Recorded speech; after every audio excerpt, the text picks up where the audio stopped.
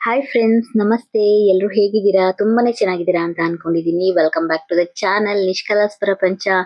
Friends, ನಾವಿವತ್ತು ಎಲ್ಲಿಗೆ ಹೋಗ್ತಾ ಇದೀವಿ ಗೊತ್ತಾ?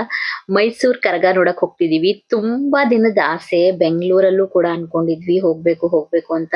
ಮತ್ತೆ ಮಕ್ಕಳಿದ್ದಿದ್ರಿಂದ ನಮಗೆ ಹೋಗಕ್ಕಾಗ್ಲಿಲ್ಲ. ಅಲ್ಲಿ ಟೈಮಿಂಗ್ಸ್ ಬೇರೆ ಬೇರೆ ಇತ್ತಲ್ವಾ.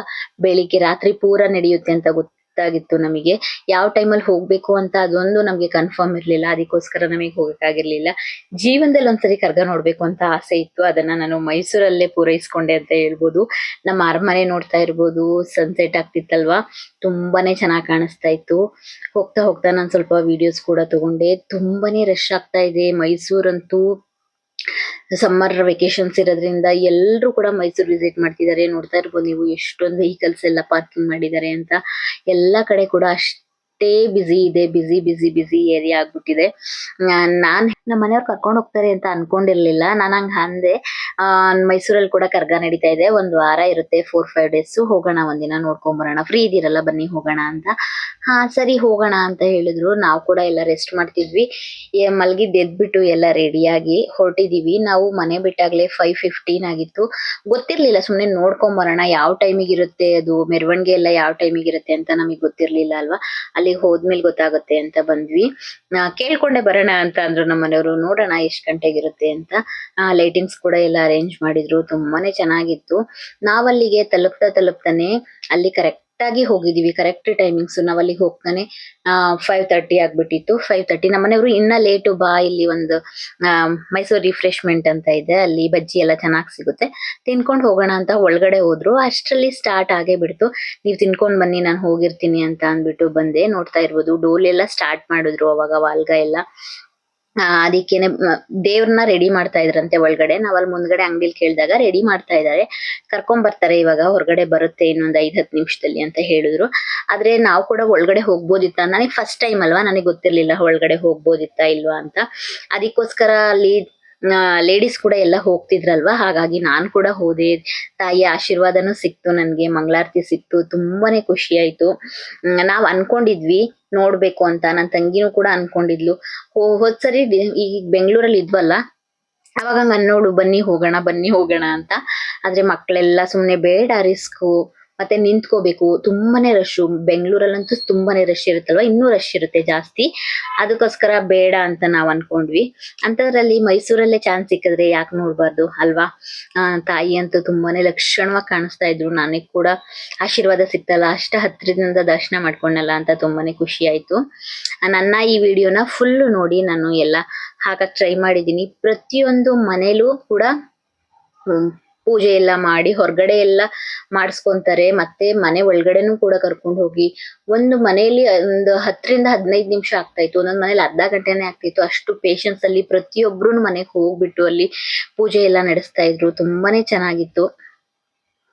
ಅವಾಗ ಎರಡು ತಾಯಿನ ಹೊರಗಡೆ ಕರ್ಕೊಂಡ್ ಬಂದ್ರು. ಈ ತರ ಮೆರವಣಿಗೆನ ಸ್ಟಾರ್ಟ್ ಮಾಡ್ಕೊಂಡು ಇವಾಗ ಒಂದ್ ಕಡೆಯಿಂದ ಮೆರವಣಿಗೆ ಕೂಡ ಹೋಗ್ತಾ ಇದಾರೆ.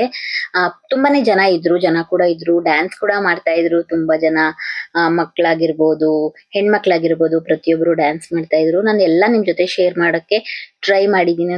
ನೀವು ಕೂಡ ನೋಡಿ ಎಂಜಾಯ್ ಮಾಡಿ, ಮತ್ತೆ ದೇವ್ರ ದರ್ಶನ ಪಡ್ಕೊಬಹುದು ನನ್ನ ಈ ವಿಡಿಯೋದಲ್ಲಿ. ನೋಡ್ತಾ ಇರೋದು ಎಷ್ಟು ಚೆನ್ನಾಗಿ ಕಾಣಿಸ್ತಾ ಇದಾರೆ ಅಂದ್ರೆ, ತಾಯಿ ಅಂತೂ ನಿಜವಾಗ್ಲೂ ತುಂಬಾನೇ ಚೆನ್ನಾಗಿ ಅಲಂಕಾರ ಮಾಡಿದ್ರು.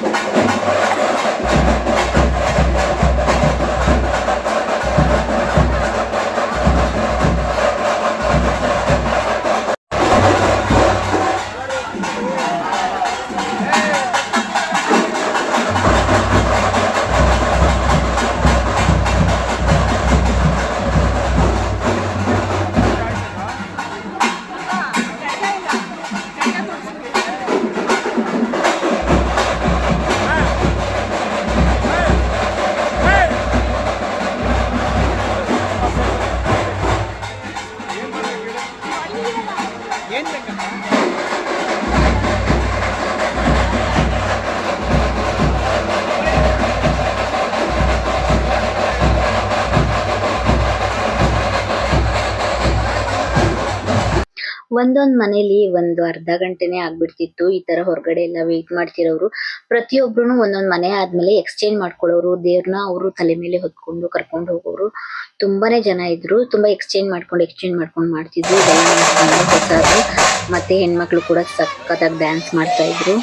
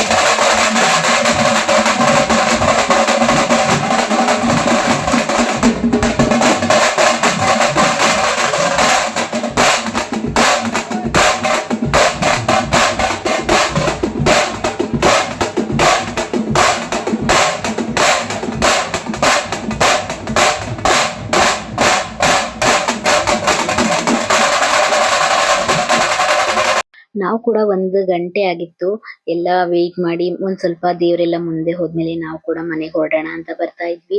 ಒಂದ್ ಮನೆ ಹೊರಗಡೆ ಇಲ್ಲಿ ಪ್ರಸಾದ ಎಲ್ಲ ಕೊಡ್ತಾ ಇದ್ರು. ಪಾನ್ಕ, ಮಜ್ಜಿಗೆ, ಕೋಸಂಬರಿ ಎಲ್ಲ ಕೊಡ್ತಾ ಇದ್ರು. ನಾವು ಕೂಡ ಇಸ್ಕೊಂಡ್ಬಿಟ್ಟು ನಾವು ಕೂಡ ಪ್ರಸಾದ ಎಲ್ಲ ತಿನ್ಕೊಂಡು ಬಂದ್ವಿ. ತುಂಬಾನೇ ಖುಷಿ ಆಯ್ತು ನನಗಂತ. ನಾನ್ ಫಸ್ಟ್ ಟೈಮು ಮೈಸೂರ್ ಕರಗ ನೋಡ್ತಾ ಇದ್ದೀನಿ ಅಂತ. ನಾನ್ ಅನ್ಕೊಂತಾ ಇದ್ದೆ ನಾನ್ ಮೈಸೂರಲ್ಲೇ ಇರ್ಬೇಕು. ನನ್ ತಂಗಿ ಅನ್ಕೊಂತಾ ಇದ್ಲು ನಾನ್ ಬೆಂಗಳೂರಲ್ಲೇ ಇರ್ಬೇಕು. ನಾವು ಮಾತಾಡ್ಕೊಂತಾ ಇದ್ವಿ ನೀನ್ ಬೆಂಗಳೂರಲ್ಲಿ ಇರು ನಾನ್ ಮೈಸೂರಲ್ಲಿ ಇರೋಣ ಅಂತ. ಹಾಗೇನೆ ಆಯ್ತು. ಅವಳು ಬ್ಯಾಂಗ್ಳೂರಲ್ಲಿ ಇರ್ತಾಳೆ, ನಾನ್ ಮೈಸೂರಲ್ಲೇ ಇರ್ತೀನಿ.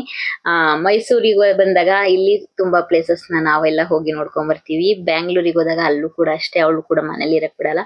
ಎಲ್ಲ ಕಡೆ ಕರ್ಕೊಂಡು ಹೋಗ್ಬಿಟ್ಟು ಅವಳು ಕೂಡ ಎಲ್ಲ ಪ್ಲೇಸಸ್ ತೋರ್ಸ್ಕೊಂಡ್ ಬರ್ತಾಳೆ.